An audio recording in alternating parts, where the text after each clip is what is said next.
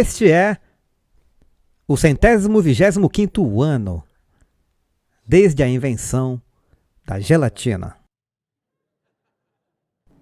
Aposto que ninguém sabia que eu falaria isso. Um homem chamado Pearl Bixby Waite, que era uma espécie de pau para toda obra, fazia alguns trabalhos de construção e vendia coisas como óleo de cobra para cura médica. Era uma espécie de empreendedor.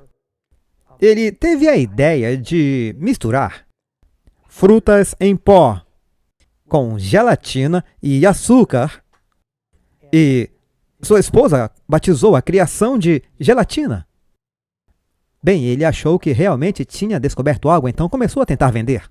E após alguns meses, as vendas foram fracas e ele estava envolvido em outras coisas e ele ficou impaciente porque a empresa não crescia rápido o suficiente.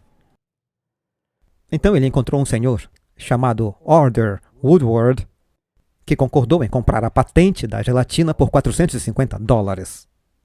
Ele levou um tempo investindo em marketing, distribuição, planejamento, fabricação, até que em 8 anos a gelatina se tornou um negócio de $1 milhão. Isso era muito dinheiro em 1897. Infelizmente, Peter Waite, que a inventou, e sua esposa que deu o nome, e seus herdeiros, que nunca receberam um centavo das 1.100.000 caixas de gelatina vendidas todos os dias. Não sei se foi tanto assim nos últimos 125 anos. Nunca consegui lidar com aquilo. Era divertido brincar com ela, mas eu nunca liguei para a gelatina. O problema foi que Peter Waite não soube esperar. E por causa da sua impaciência, ele perdeu. No Novo Testamento há uma história, uma parábola que Jesus compartilha, especialmente relacionada ao tema da segunda vinda. E aqui estamos, um ano mais perto desse evento. E alguns se perguntam por que tanta demora? Eu acho que será uma boa ideia estudarmos as 10 virgens e o retorno de Jesus, e essa será a parte 1. Nesse estudo, e ela se baseia em Mateus capítulo 25, versos de 1 a 13. Então, em suas Bíblias, eu vou ler a parábola. Vá para Mateus 25. E enquanto procuram, eu quero que percebam que Mateus 25, as palavras começam em letras vermelhas, enquanto Mateus termina em letras vermelhas. Não houve divisões de capítulos. Mateus 25 é uma continuação do que chamaríamos de discurso do Monte das Oliveiras, em que Jesus está falando sobre os sinais de sua vinda. Portanto, tudo faz parte. Você também notará que a primeira palavra é então, o que significa que é uma continuação de algo que ele estava dizendo antes. Portanto, entenderemos melhor do que se trata a parábola se olharmos também para Mateus 24. Mas vamos começar com o verso 1 de Mateus 25 e leremos até o verso 13. Então o reino dos céus será semelhante a 10 virgens, que tomando suas lâmpadas, saíram ao encontro do esposo. E 5 delas eram prudentes e 5 loucas. As loucas, tomando as suas lâmpadas, não levaram azeite consigo, mas as prudentes levaram azeite em suas vasilhas com as suas lâmpadas. E tardando o esposo, tosquenejaram todas e adormeceram. Mas à meia-noite, ouviu-se um clamor: aí vem o esposo! Saí-lhe ao encontro! Então todas aquelas virgens se levantaram e prepararam suas lâmpadas. E as loucas disseram às prudentes: dai-nos do vosso azeite, porque as nossas lâmpadas se apagam. Mas as prudentes responderam dizendo: não seja o caso que nos falte a nós e a vós. Ide antes aos que o vendem e comprai-o para vós. E tendo elas ido comprá-lo, chegou o esposo. E as que estavam preparadas entraram com ele para as bodas, e fechou-se a porta.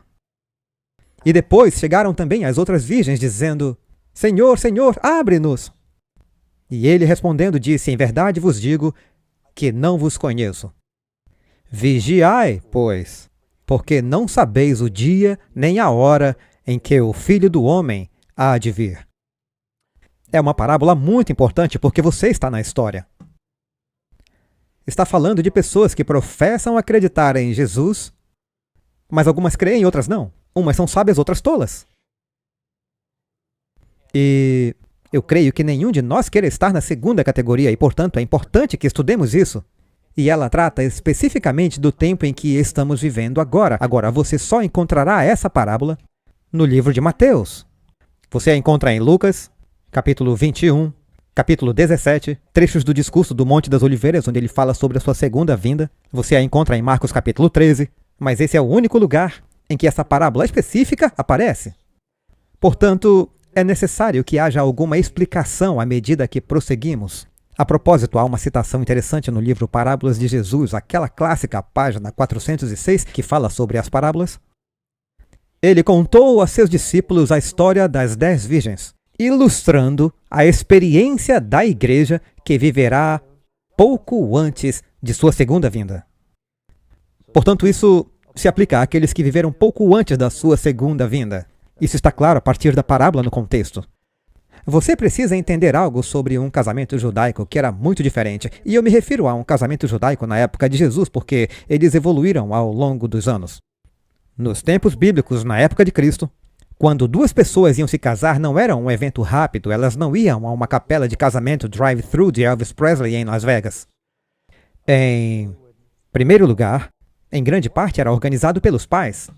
Mas não tanto quanto na Índia, onde os pais faziam isso sem nunca consultar os jovens. Os jovens estavam envolvidos.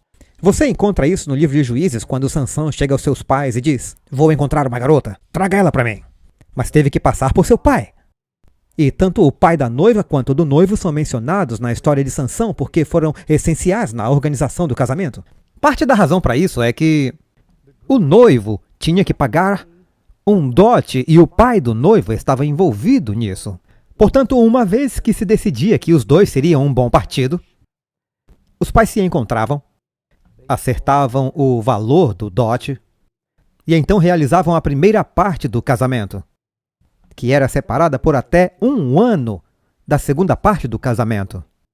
Era chamado de noivado, a cerimônia de aliança. Atenção aí! Então, a primeira parte era uma aliança. E era quando as famílias se reuniam e o pai pagava o dote. A noiva e o noivo podiam ver o compromisso. E algo que você ainda vê em um casamento judaico ainda hoje é que o noivo, ele recebe uma taça de vinho. Ele bebe de uma taça, ela também, da mesma taça. Depois eles a embrulham e ele esmaga a taça com o pé. Significa que ninguém mais deve beber dessa taça. Alguém já viu isso em um casamento judaico? Lembram-se de quando Jesus disse: "Vocês são capazes de beber do cálice que eu beberei"? Há muitas palavras de um casamento judaico nas parábolas.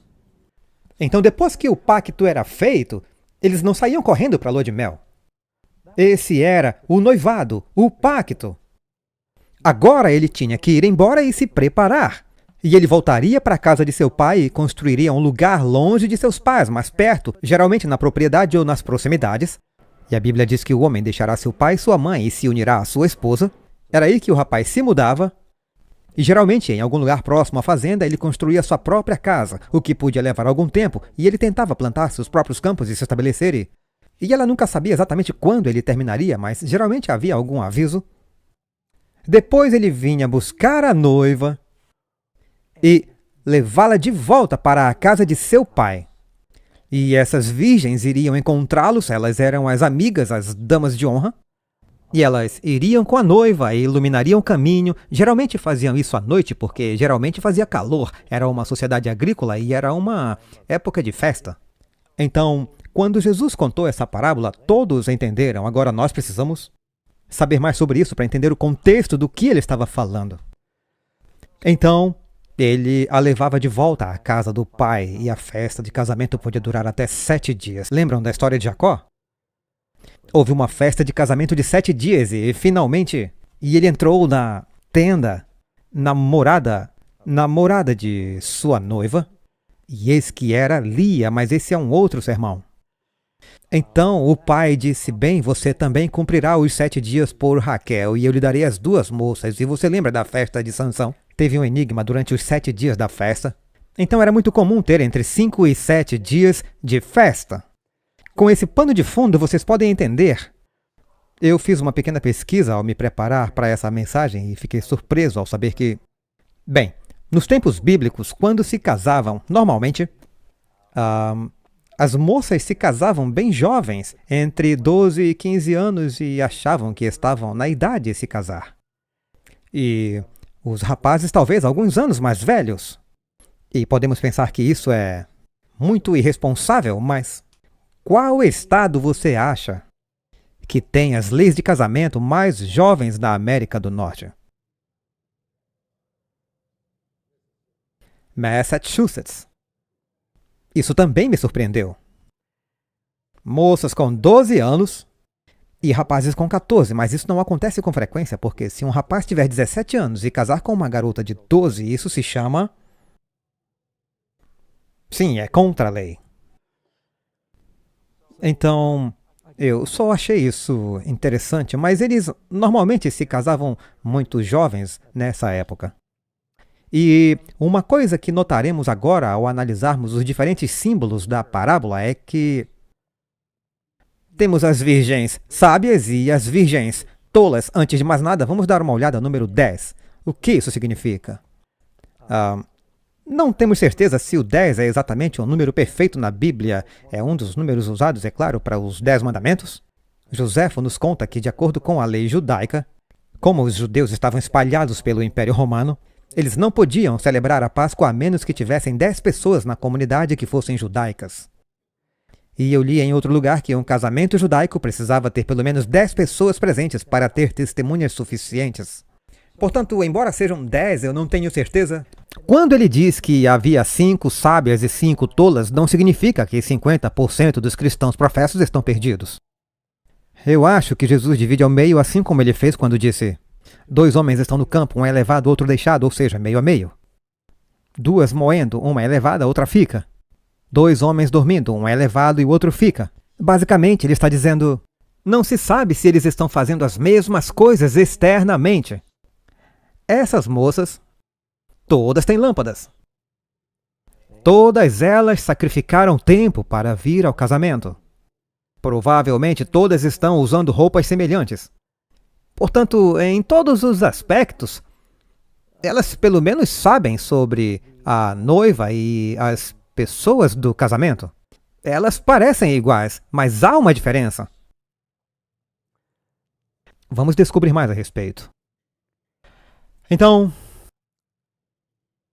vamos dar uma olhada, vamos falar sobre as lâmpadas, o que significa o óleo, o que significa as virgens. Vamos falar sobre as virgens. Elas são as que professam uma fé pura. Agora, a noiva de Cristo é a igreja em geral ao longo de todo o tempo.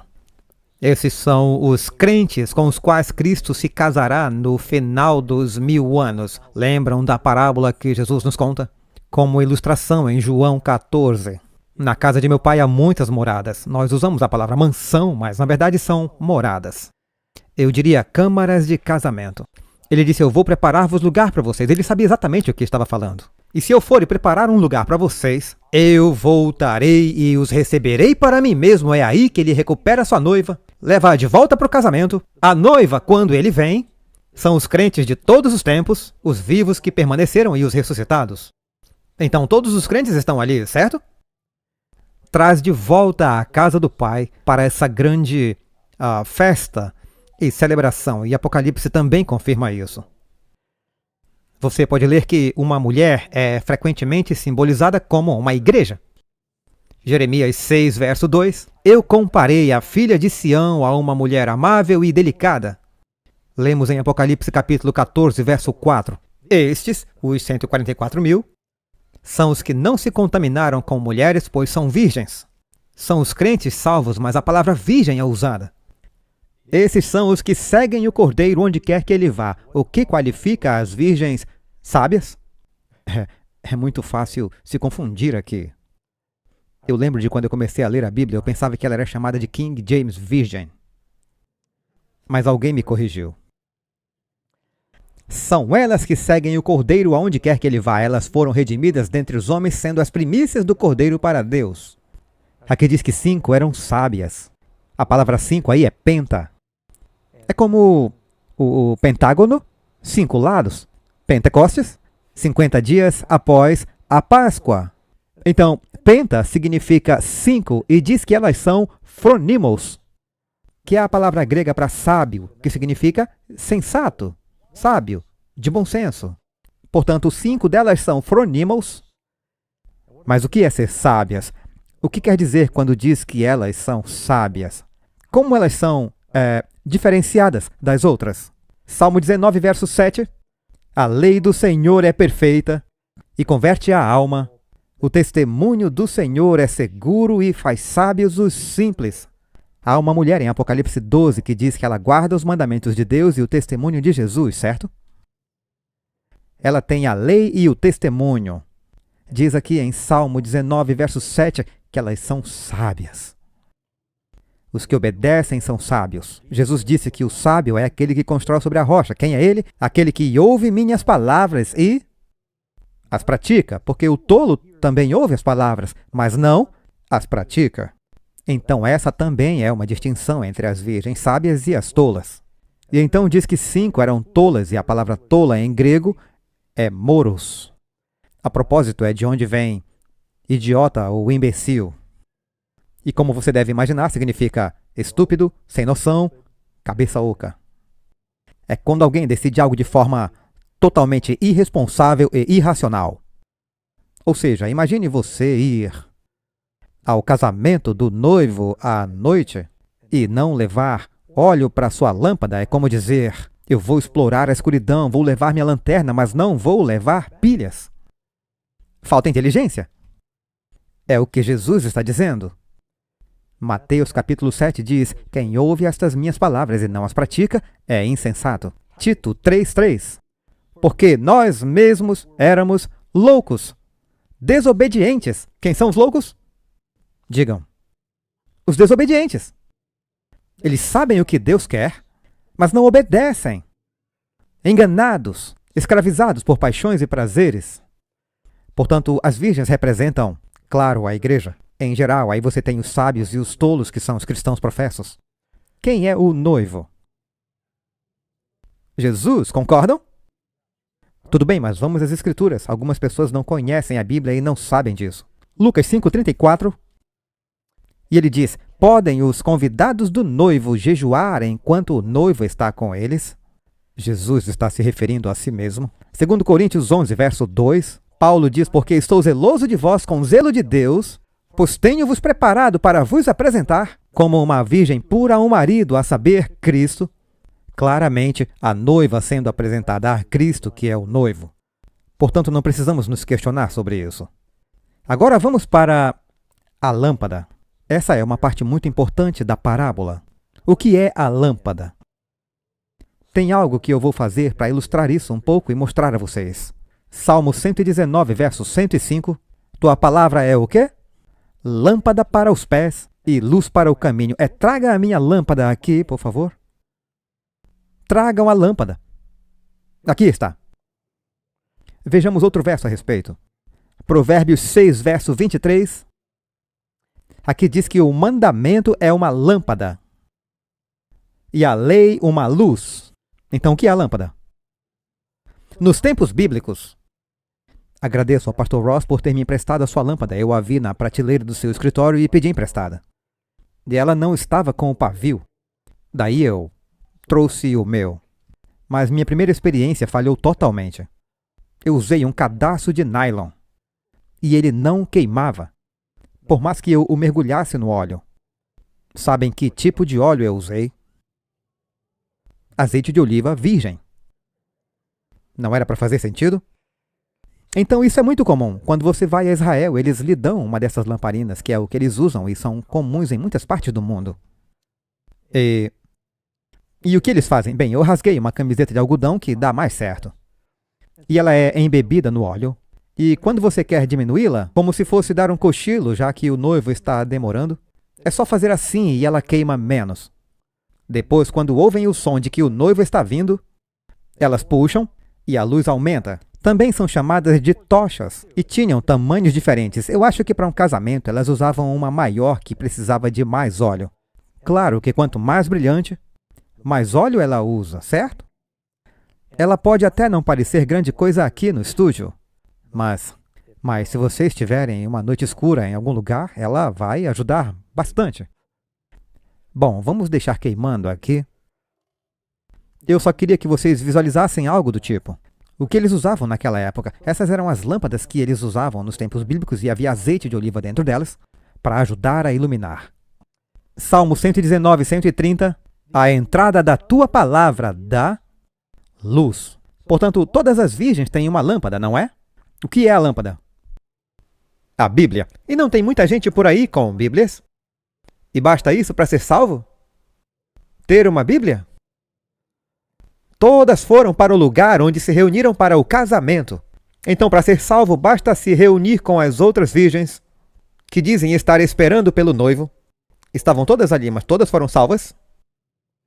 Ser membro da igreja é o único critério? Não. Logo, elas não precisavam apenas da palavra, mas deixe-me dizer algo mais. Isaías 60, verso 1. Levanta-te, resplandece, pois já chegou a tua luz, e a glória do Senhor se levantou sobre ti. Porque eis que as trevas cobrirão a terra, e a escuridão os povos. Mas o Senhor se levantará sobre ti, e a sua glória será vista sobre ti, e os gentios verão a sua luz. E os reis ao resplendor de sua ascensão. Então, para que servem essas virgens? Elas deveriam iluminar o caminho para os outros. A luz não era apenas para elas. Elas deveriam ser as líderes do grupo nupcial, conduzindo um grupo inteiro de pessoas ao casamento.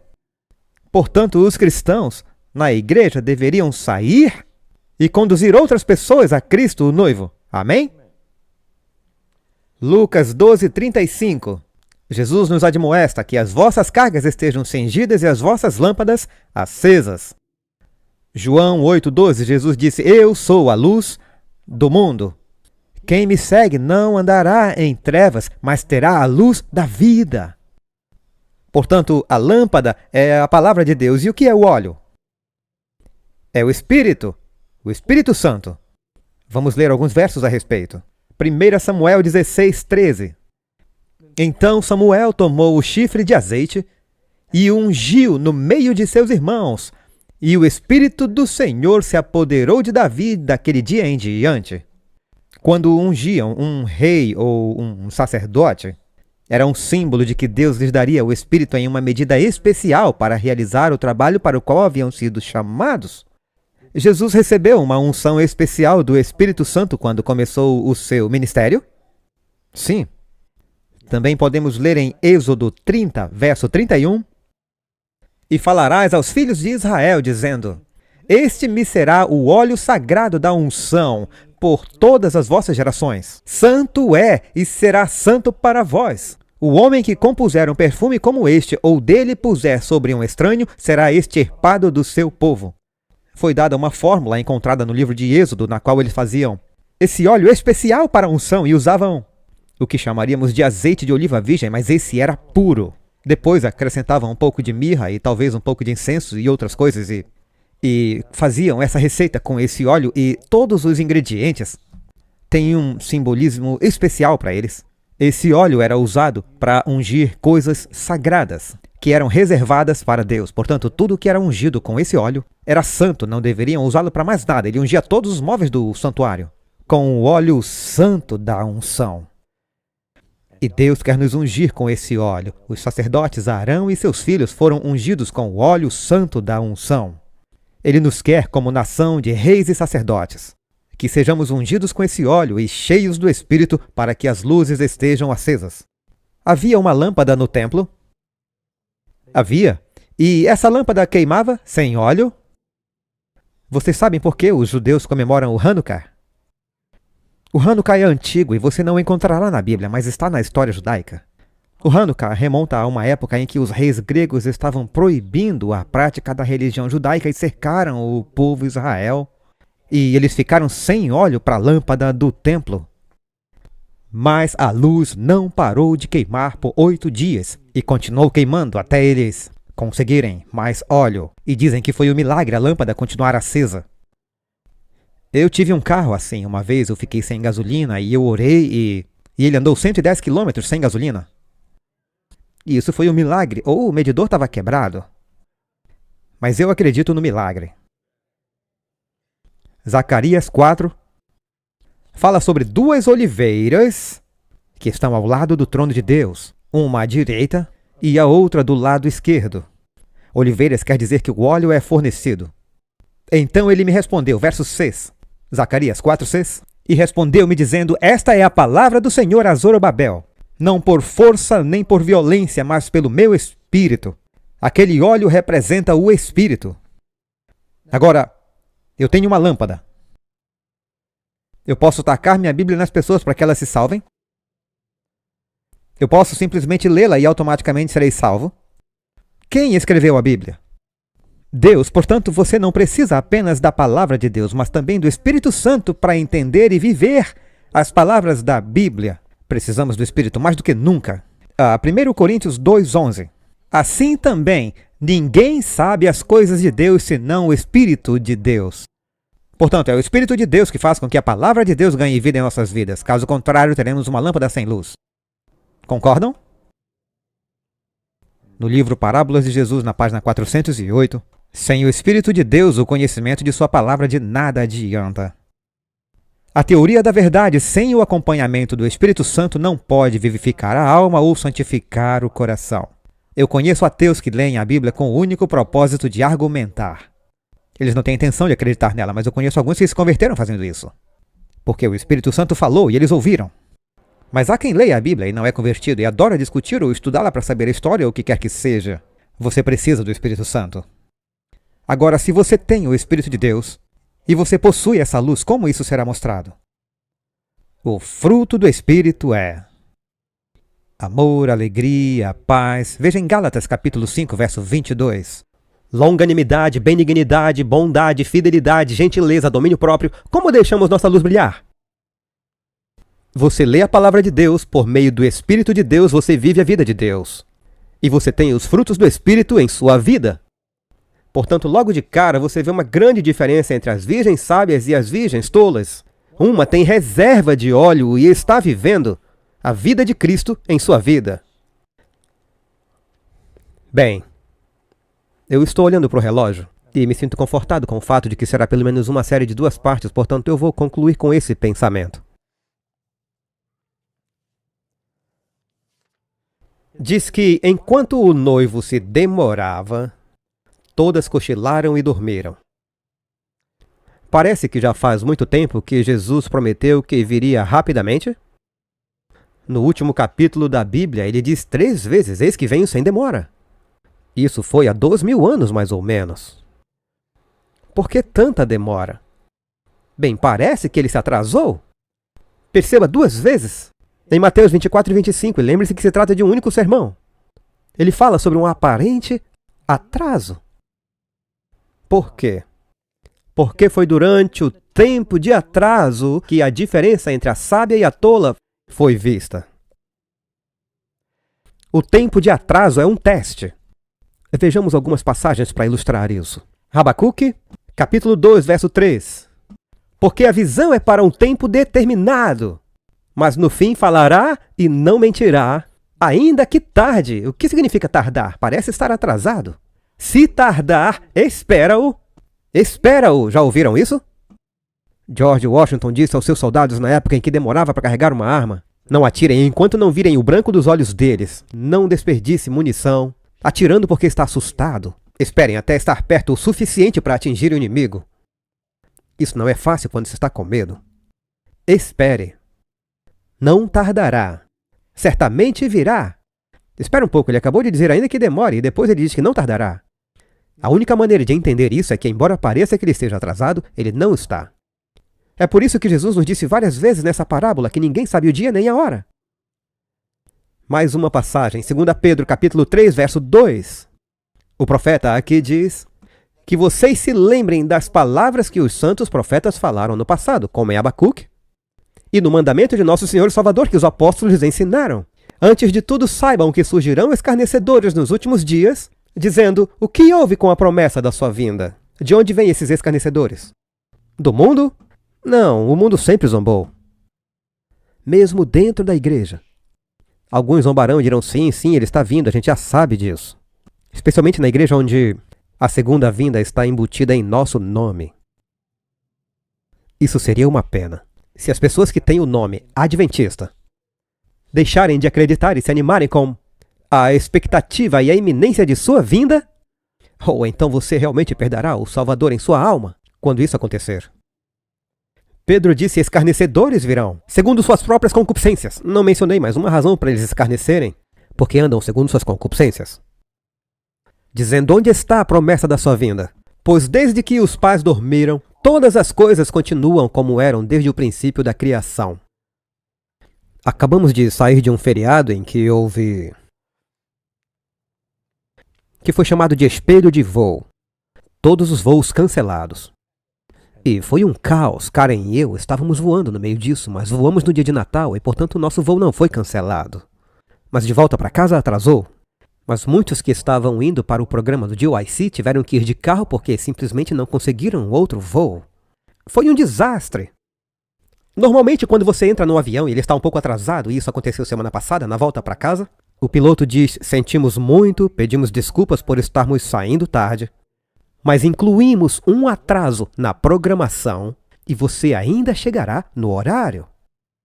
Portanto, mesmo que você ainda nem esteja no portão quando eles dizem você deve decolar, você ainda aterrissará no horário porque eles incluíram um atraso esperado no programa. Eu sei que parece loucura, não é? Atraso programado. Talvez seja disso que Jesus está falando. Êxodo 32, verso 1. Ora, quando o povo viu que Moisés demorava a descer do monte, ele estava atrasado? Será que ele estava descendo devagar por ser muito velho? Não, ele estava no horário. O povo estava sendo testado. Vejam, eles tinham acabado de dizer, Deus havia lhes dado os 10 mandamentos verbalmente. Eles ouviram os 10 mandamentos e disseram: tudo o que o Senhor disser nós faremos. Daí houve um atraso. E o que ocorre durante esse período de atraso? Eles ficaram impacientes e perderam a patente da gelatina. Fizeram um bezerro de ouro. Certo? Durante o tempo de teste, quando Moisés demorou, eles disseram: vamos fazer deuses. Não sabemos o que houve com Moisés. Ele não vai voltar. Imagina o povo de Deus dizendo isso. 1 Samuel, capítulo 13. Samuel falou ao rei Saul: você vai para a batalha contra os filisteus em Gilgal. Espere por mim e após 7 dias eu voltarei. 1 Samuel 13, verso 8. Ele esperou 7 dias, o prazo estabelecido por Samuel. Mas Samuel não chegou a Gilgal. E os soldados de Saul começaram a se dispersar. Então ele ordenou: tragam-me o holocausto e os sacrifícios de comunhão. E ele fez algo que nenhum rei deveria fazer. Ou rainha. Somente os sacerdotes podiam oferecer sacrifícios. Ele diz: as outras nações fazem isso, eu também posso. Saul ofereceu então o holocausto, e quando ele terminou de oferecê-lo, Samuel chegou. Ou se ele tivesse esperado só um pouco mais. Mas durante a demora, durante o teste, ele perdeu a fé. Qual foi o resultado disso?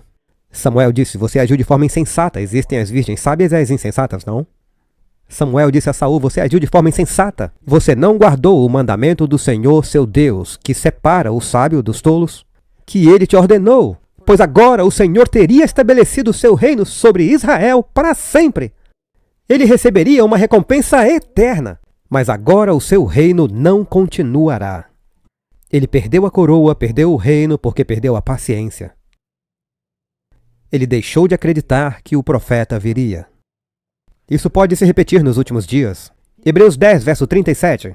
Porque ainda por um pouco de tempo, e aquele que há de vir, virá e não tardará. Agora no Novo Testamento.